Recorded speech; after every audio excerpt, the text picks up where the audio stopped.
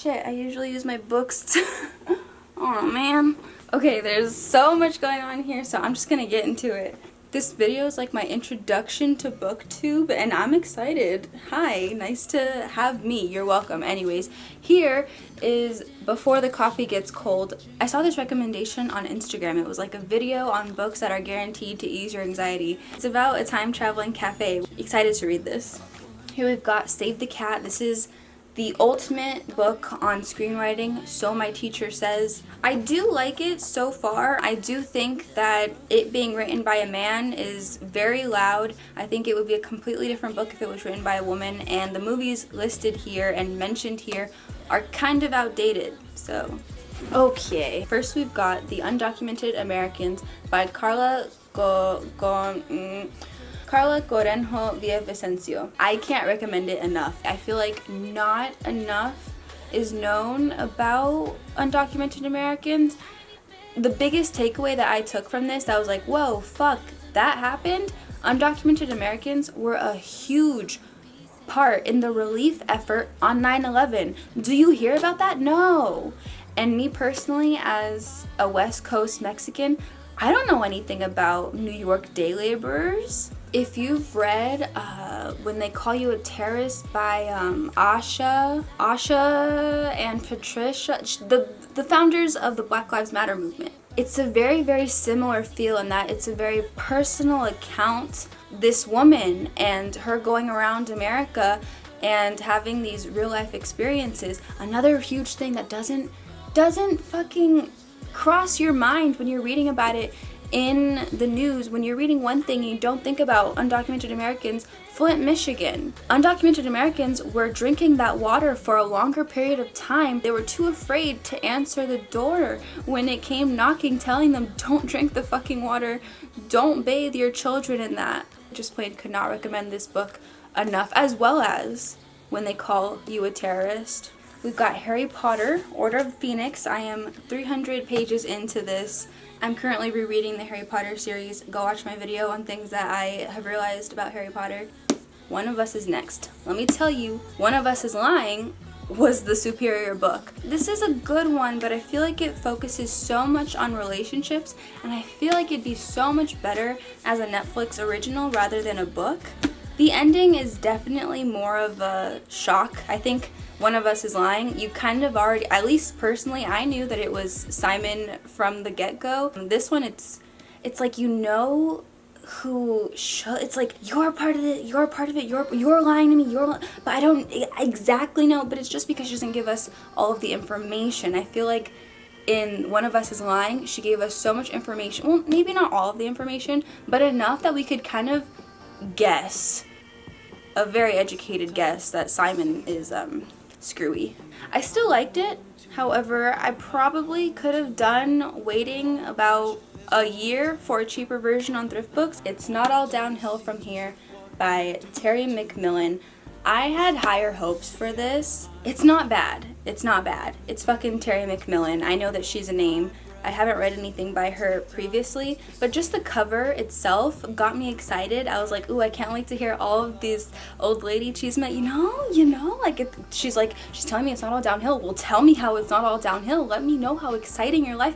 And it's not that it's not exciting. It's just sad and real. And if I wanted sad and real, I probably wouldn't have picked this up. I wanted juicy. This is just a bunch of old women's children who are off the rails at 30 and 40 years old, and I feel for them a little over halfway through, and it is a slow read. I've been reading this for like a couple months now. I feel like Terry McMillan has other things that are better. That's just my guess. Like I said, never read her before, but I did watch Sister Sister again on Netflix, and I caught the name, I caught the reference. They referenced Terry McMillan, and I was like, I know that name. So like, she has to be big if she was like around and referenced in Sister Sister.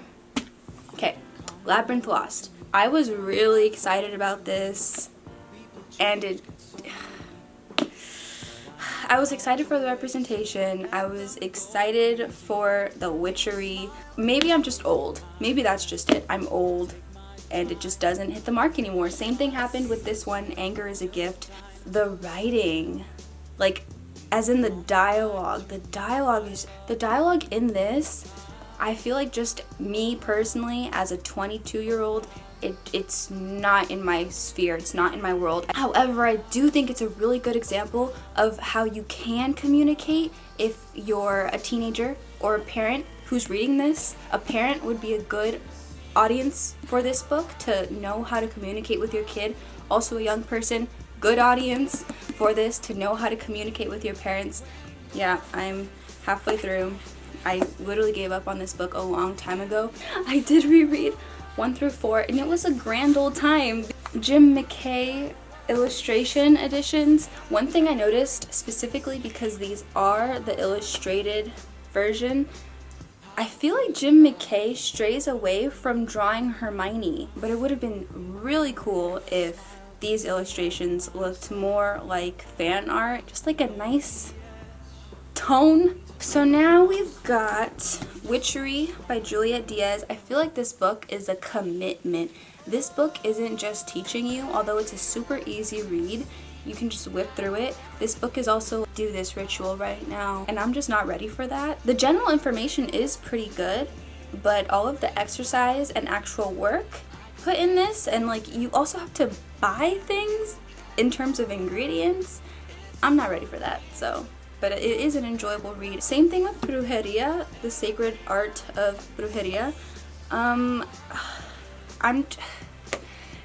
Just be cautious, I think. Just be wary while you're reading this. It's by a white woman. She talks about it being a white woman who practices brujeria, and her students, I think, are for the most part Latinx. In general, I'm pretty wary of brujeria because it's very conflicting, because brujeria had to survive and it had to link up with Catholicism, and I want a brujeria that has nothing to do with Catholicism, and I don't think that exists anymore. For the most part, I think just like Witchery, it's pretty good basic information, but just take it with a grain of salt. And God, it's not what anybody wants to hear, but your best source is going to be a person, and most of us don't have a person to teach from to be our mentor, but that's how it is. Stephen King, It.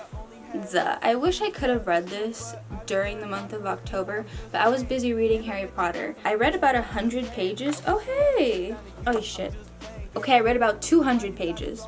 Anywhoosies, clearly I did not finish this, so it is on the to-read list. I need to get to that end so I can critique what a weirdo Stephen King is, because I know that the ending is all kinds of fucked up. I know this much is true. By Wally Lamb. What do I know about this? I know nothing about this book. Nothing. I bought it in New Zealand. I was recommended this book by the book lady at the bookstore, the Black Cat Bookshop, but this is also on the to-read list because I seriously need to read it. 4 years later, I've just never... Anyways. And then last on the to-read list is Mexican Gothic by Silvia Moreno Garcia. Y'all already know. I think I've only read the first chapter thus far, and it's a little confusing just because it seems to be a period piece, but I just keep hearing good things about this one, and I'm excited. We're gonna end off on a really good note. The Silent Patient sat down one Sunday and busted my ass reading, sitting in one spot. Oh my God, like when you have that type of an experience, God, when you just plow through your book, oh, this is such a good one.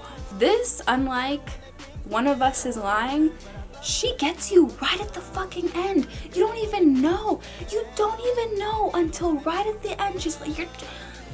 Anyways, men ain't shit. That's what we've learned. That's pretty much it. That's what I've been reading for the past couple months. That's what I hope to be reading for these next couple months. And I'm having a good time. I'm having a good fucking time reading. And if you need to put aside time to read, do it. But that is it. Thank you very much.